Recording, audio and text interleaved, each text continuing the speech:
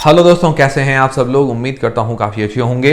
तो अब दोस्तों तीनों ही आईपीओ का अलॉटमेंट स्टेटस आ चुका है। वेस्टर्न कैरियर्स के आईपीओ का लिंकिन टाइम की वेबसाइट पर, आर्किड डेवलपर्स के आईपीओ का बिग शेयर की वेबसाइट पर, नॉर्दर्न आर्क के आईपीओ का की फिनटेक की वेबसाइट पर, और कल रात को ही वेस्टर्न कैरियर्स और आर्किड डेवलपर्स का आईपीओ उनका अलॉटमेंट स्टेटस लगभग 1:30 बजे तक आ गया था। तो मैंने अपडेट कर दिया था टेलीग्राम और व्हाट्सएप चैनल पर। और फिर नॉर्दर्न आर्क का थोड़ा सुबह आया था, तो मैंने सुबह अपडेट कर दिया था। मतलब थोड़ा लेट आया था, हो सकता है रात को आ गया हो, तो सुबह उठते ही मैंने उस पर अपडेट कर दिया था। इसीलिए कहता हूँ टेलीग्राम व्हाट्सएप चैनल को ज्वाइन करके रख लीजिए, ताकि छोटा मोटा अपडेट और जानकारी वहाँ पर आपको मिलती रहेगी। कोई भी नोटिफिकेशन मिस नहीं होगा। वीडियो के नोटिफिकेशन यूट्यूब पर कभी कभार नहीं मिल पाते, तो सीधा टेलीग्राम चैनल पर मिल जाएंगे। तो ज्वाइन कर लीजिए, उसकी लिंक डिस्क्रिप्शन के अंदर है। और अगर अभी तक आपने चेक नहीं किया तो जाकर चेक कर लीजिए, मैंने वीडियोस के अंदर लिंक भी प्रोवाइड करवा दी थी, और टेलीग्राम चैनल पर भी आपको लिंक मिल जाएगी कि भी डायरेक्ट जाके आप चेक कर सकते हैं। ठीक है, अब आप मुझे ये बताइए कि आपको कितने कितने लॉट अलॉट हुए हैं, कौन कौन से आईपीओ में हुए हैं। पहले ये बता दीजिए कि वेस्टर्न में हुआ, आर्किड में हुआ है, नॉर्दर्न आर्क में हुआ है, ताकि लोगों को भी पता चल जाए किन किन लोगों को अलॉट हुआ है। दूसरा, कितने कितने लॉट अलॉट हुए हैं, कौन कौन सी कैटेगरी में हुआ है, वो मुझे कमेंट करके बता दीजिए। अब सबसे मेन सवाल, काफ़ी लोग जानना चाहते हैं कि मुझे कितने लॉट अलॉट हुए हैं। हर कमेंट, मैं बहुत कमेंट पढ़ता हूँ कि भाई मुझे कितने लॉट अलॉट हुए हैं। कभी कभार मैं नहीं बता पाता, भूल जाता हूँ। अभी मैंने याद करके मुझे पता था कि ये जवाब देना है। तो मुझे देखिए, मैंने तीनों ही आईपीओ में अप्लाई किया था, स्मॉल, HNI और रिटेल, दोनों ही कैटेगरी के अंदर, तीनों ही आईपीओ के अंदर। बट मुझे कितने अलॉट हुए, सिर्फ एक लॉट नॉर्दर्न आर्क के आईपीओ के अंदर ही अलॉट हुआ है। पर मैंने काफ़ी लॉट लगाए थे भाई, इन तीनों आईपीओ के 7-7 लॉट तो मैंने रिटेल कैटेगरी के अंदर लगाए, 2-2 लॉट स्मॉल HNI कैटेगरी के अंदर लगाए। वेस्टर्न में मैंने सिर्फ रिटेल में ही लगाए थे, स्मॉल HNI में नहीं लगाए। तो देखिए, इतने ज़्यादा लॉट लगाने के बावजूद भी सिर्फ एक लॉट ही मिला। मतलब देखिए कंपटीशन कितना ज़्यादा है। ठीक है, मिला जो बढ़िया है। और काफ़ी पिछले आईपीओ तो मुझे मिले भी नहीं, एक भी लॉट नहीं मिला। और कंपटीशन इतना ज़्यादा है, मैं तो चाहता हूँ जिन लोगों के नहीं लगता है और जिन लोगों को ज़रूरत है वाकई में, तो उन लोगों को लगे। मैं तो भगवान से ये प्रार्थना करता हूं, और लग भी जाएंगे, कोई टेंशन वाली बात नहीं है। तो अब इस वीडियो के अंदर हम क्या है कि तीनों आईपीओ की लिस्टिंग डे स्ट्रेटेजी एक एक करके देखेंगे। अभी इस वीडियो के अंदर सिर्फ हम नॉर्दर्न आर्क के आईपीओ की लिस्टिंग डे पर स्ट्रेटेजी जानेंगे, क्योंकि देखिए तीनों आईपीओ का एक साथ लिस्टिंग डे स्ट्रेटेजी पॉसिबल भी नहीं हो पाएगा, और सही तरीके से मैं स्ट्रेटेजी भी नहीं बता पाऊंगा, और वीडियो भी लंबा हो जाएगा। तो कल एक एक करके वीडियो आ जाएगा, मिलता रहेगा। तो इस वीडियो के अंदर नॉर्दर्न आर्क के आईपीओ की लिस्टिंग डे स्ट्रेटेजी जानेंगे।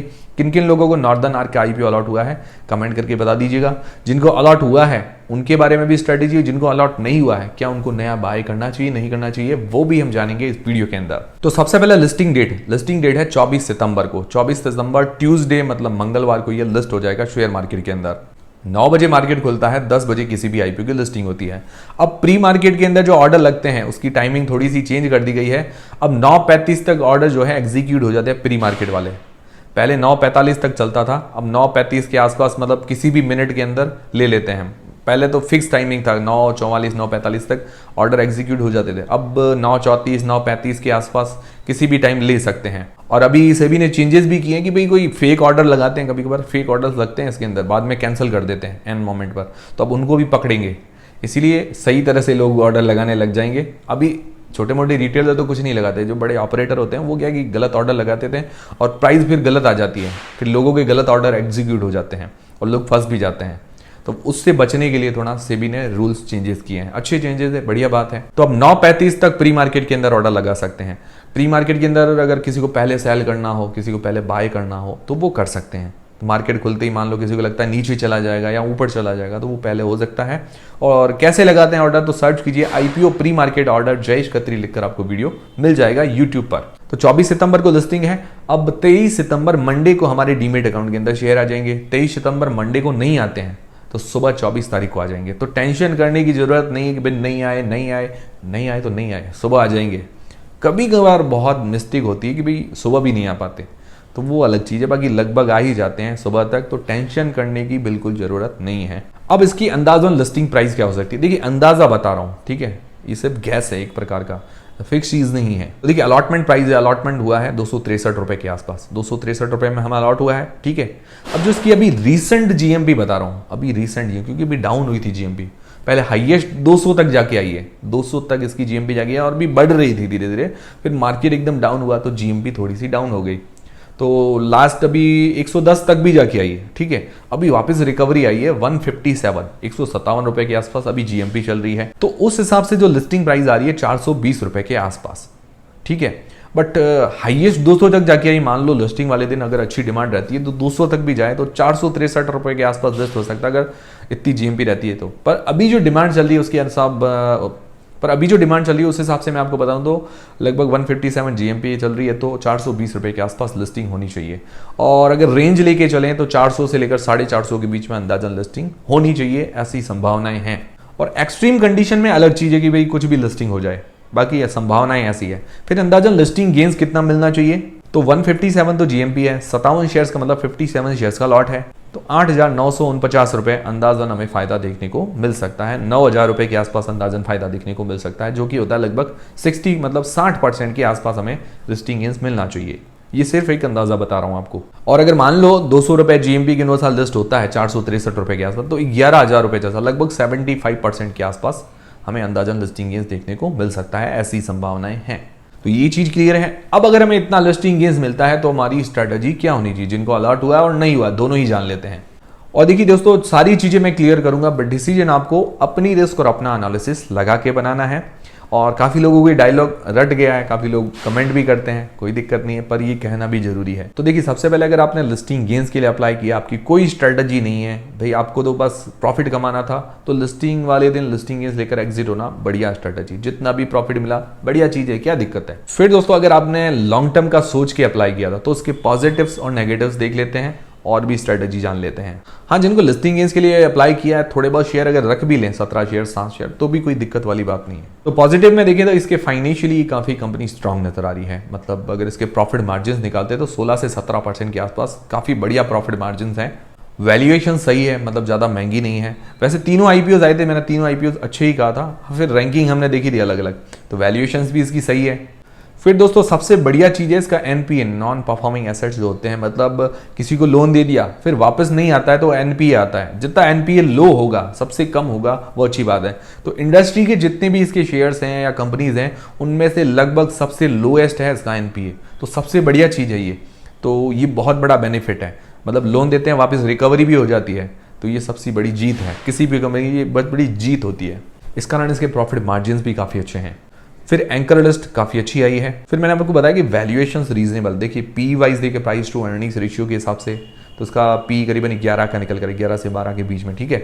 तो बाकी इंडस्ट्री के पी देखें तो 6 से लेकर 36 तक जाता है हाईएस्ट। 6 वाले बहुत छोटी कंपनी है, बाकी 36 तक हाईएस्ट जाता है। तो एवरेज उनका अगर पी देखें तो लगभग 18-20 के आसपास, तो उनसे सस्ती वैल्यूएशन है। एवरेज इंडस्ट्री के शेयर्स देखें, उनसे सही वैल्यूएशन लेके आए हैं। प्राइस टू बुक के हिसाब से देखें तो इसकी प्राइस टू बुक वैल्यू है 1.49, और इंडस्ट्री के अंदर देखें तो 0.66 से लेकर 4 तक प्राइस टू बुक है। तो एवरेज अगर भी निकालें तो भी सही वैल्यूएशन है प्राइस टू बुक के हिसाब से भी। तो मतलब पी वाइज भी मैंने आपको बता दिया, प्राइस टू बुक के हिसाब से भी बता दिया, तो वैल्यूएशन तो रीजनेबल है। तो ये कुछ इसके स्ट्रॉन्ग पॉइंट्स हो जाते हैं, पॉजिटिव पॉइंट्स। अब नेगेटिव क्या है, नेगेटिव ऐसा कुछ विशेष तो कुछ नहीं है, बट एक तो यही है कि सेक्टर ये कॉम्पिटिटिव है थोड़ा, ठीक है, इसके अंदर बहुत ज़्यादा कंपटीशन है। तो ये जैसे ही इसका एनपीए लोएस्ट है, इसके मार्जिन अच्छे हैं, तो ये लगातार बरकरार रखे या इसको बढ़ाए, और मतलब ये लोएस्ट रखे एनपीए को और मार्जिन को बढ़ाती रहे, तो मुझे लगता है और डिमांड रह सकती है। तो ये करना थोड़ा सा डिफिकल्ट है क्योंकि सेक्टर बहुत ही ज़्यादा कॉम्पिटिटिव है। दूसरा, इसकी रिटर्न ऑन नेट वर्थ थोड़ी सी कम है, मिनिमम 15% हो तो बढ़िया है, तो ये थोड़ी सी कम है। ये थोड़े से 2 नेगेटिव है। उसके अलावा कुछ विशेष ऐसा कुछ नेगेटिव नहीं है। कंपनी ओवरऑल बैलेंस्ड और अच्छी नजर आ रही है, लॉन्ग टर्म के हिसाब से अच्छी कंपनी नजर आ रही है। बाकी मेरी तरफ से होल्ड करने सेल करने का डिसीजन नहीं है, जो भी आपको डिसीजन बनाना है अपनी रिस्क अपना एनालिसिस लगा के बनाना है। मुझे जो पर्सनली अलॉट हुआ है तो मैं क्या करूंगा, मैंने लिस्टिंग गेन्स के हिसाब से ही सोचा था, ज़्यादा कुछ सोचा नहीं था। बट अभी कंपनी को और ज़्यादा रीड करते हैं तो मुझे लगा कि भाई 40 शेयर मैं सेल कर दूंगा, ठीक है। अगर जैसे ही मान लो मुझे मिलता है 60-70% का प्रॉफिट, जैसे हमने अंदाज़ा लगाया है, उससे कम मिलता है तो थोड़ा वेट करूंगा। बट हाँ, अगर खुलते ही 60-77 मतलब ये जो अंदाजा है उस हिसाब से मिलता है प्रॉफिट, तो 40 शेयर सेल कर दूंगा, 17 रखूंगा। फिर 17 को भी मैं ज़्यादा दिन नहीं रखूंगा भाई, थोड़ा बहुत मुझे लगे कि भाई और ग्रोथ आ रही है, थोड़ा बहुत रख के फिर सेल कर दूंगा। ऐसी मेरी स्ट्रेटजी रहेगी पर्सनली। मुझे आप फॉलो मत कीजिएगा, जो भी आप डिसीजन बनाए अपनी रिस्क अपना एनालिसिस लगा के बनाए। अब जिन लोगों को अलॉट नहीं हुआ है तो देखिए, अगर वैल्यूएशन सबसे बड़ी चीज़ है, तो वैल्यूएशन अगर देखें तो लिस्टिंग के बाद देखिए, अगर इसका पी देखें, अगर मान लो 60-70% के आसपास लिस्ट होता है, अभी 11 का पी है, तो मान लो बाद में मैक्सिमम मैं मान के चलता हूँ 18 से 20 का पी चला जाएगा, पर इंडस्ट्री का जो एवरेज पी है उसके बराबर ही आ जाएगा। और हाईएस्ट जो पी चल रहा है मतलब इंडस्ट्री के जो शेयर्स हैं उनका 36 के आसपास, और प्राइस टू बुक भी ज़्यादा नहीं होगी, 2.2 या 2.5 के आसपास निकल कर आएगी, ठीक है। और इंडस्ट्री का हाईएस्ट चल रहा है 4 के आसपास। तो इस हिसाब से भी देखिए तो हल्की फुल्की ग्रोथ की उम्मीद कर सकते हैं, ज़्यादा ग्रोथ की उम्मीद नहीं है भाई, हल्की फुल्की ग्रोथ हो सकती है, इस प्रकार की उम्मीद लगा सकते हैं। बाकी स्मॉल कैप कंपनी है, अभी इसका मार्केट कैप 4,000 करोड़ रुपए के आसपास है। बाद में मान लो लिस्टिंग होती है 60-70% अगर देता है तो 10,000 करोड़ से थोड़ा ऊपर हो जाएगा मार्केट कैप, फिर भी ज़्यादा नहीं है। तो हाँ, अगर मान लो कोई बल्क डील वगैरह आती है उस दिन तो थोड़ा बहुत और भी मीडियम टर्म के अंदर मतलब ग्रोथ देने की संभावनाएं हैं। बाकी ये चीज़ें क्या है कि कंडीशन पर डिपेंड करती है। और अगर मान लो नीचे लिस्टिंग होती है, जैसा हमने उम्मीद लगाई कि भाई 420 रुपये के आसपास, मान लो 400 रुपये से नीचे लिस्टिंग होती है 350 ऐसे आसपास, तो हो सकता है कि भाई और थोड़ा हमें प्रॉफिट देखने को मिले जिनको अलॉट नहीं हुआ है। बाकी ये चीज़ है। और बाकी मैं बाय सेल का बिल्कुल भी आपको रेकमेंडेशन नहीं दे रहा हूँ, जो भी आप डिसीजन बनाए अपनी रिस्क अपना एनालिसिस लगा के बनाए। हाँ, सेफ जोन यही रहता है कि भाई 400 से नीचे लिस्टिंग हो तो थोड़ा सा सेफ लगता है कि भाई हाँ थोड़ा ग्रोथ आ सकती है। तो आप लोग क्या करेंगे, इसको होल्ड करेंगे या सेल करेंगे, मुझे कमेंट करके बता दीजिएगा। जिनको अलॉट नहीं हुआ क्या वो बाय करेंगे या नहीं करेंगे वो भी मुझे कमेंट करके बता दीजिएगा। तो दोस्तों ये थे सारे आज के अपडेट्स। उम्मीद करता हूँ हमारा वीडियो, हमारी जानकारी आपको पसंद आई होगी और हेल्पफुल रही होगी। हेल्पफुल रही है तो वीडियो लाइक जरूर करें, चैनल को सब्सक्राइब कर लें। मिलते हैं दोस्तों अगले वीडियो के अंदर।